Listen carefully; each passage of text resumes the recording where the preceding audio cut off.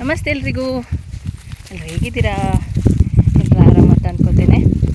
ಆರಾಮಾಗಿದ್ದೇನೆ. ಇವತ್ತೊಂದು ಸತ್ಯನಾರಾಯಣ ಪೂಜೆಗೆ ಹೊರಟಿದ್ದೇನೆ. ಮಗಳು ಸಹ ಇದ್ದಾಳೆ. ನಿಶಿ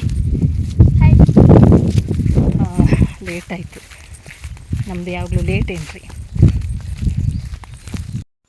ಕಾಡು ಗುಡ್ಡ ಬೆಟ್ಟ ಗದ್ದೆ ಹೀಗೆ ಹೋಗೋದಾಯಿತು. ನಾವು ಯಾವಾಗಲೂ ಇಲ್ಲೊಂದು ಬೆಟ್ಟನೇ ಹತ್ತಬೇಕು.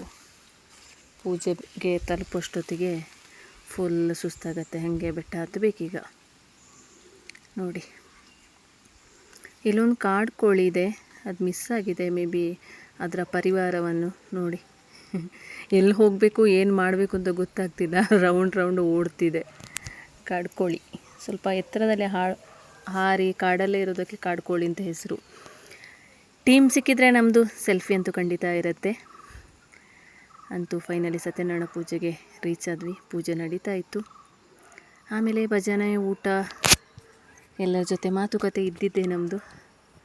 ಅದರಲ್ಲಿ ಎಲ್ಲಕ್ಕಿಂತ ಇಂಪಾರ್ಟೆಂಟು ನಮ್ಮದು ಒಟ್ಟಿಗೆ ಸೇರಿದಾಗ ಸೆಲ್ಫಿ ತೆಗೆಯೋದು.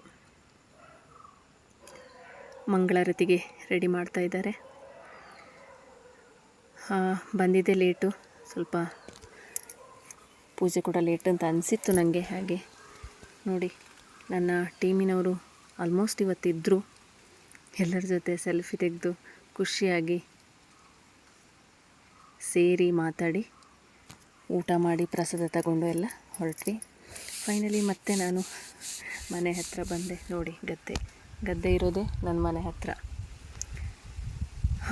Thank you so much. ನನ್ನ ಈ ಮಿನಿ ಬ್ಲಾಗ್ನ ನೋಡಿ ಲೈಕ್ ಶೇರ್ ಮಾಡುವವರಿಗೆ ಥ್ಯಾಂಕ್ ಯು. ಖಂಡಿತ ವಿಡಿಯೋನ ಫಸ್ಟ್ ಟೈಮ್ ನೋಡಿದರೆ ಸಬ್ಸ್ಕ್ರೈಬ್ ಮಾಡಿ ಮರಿಬೇಡಿ. Thank you.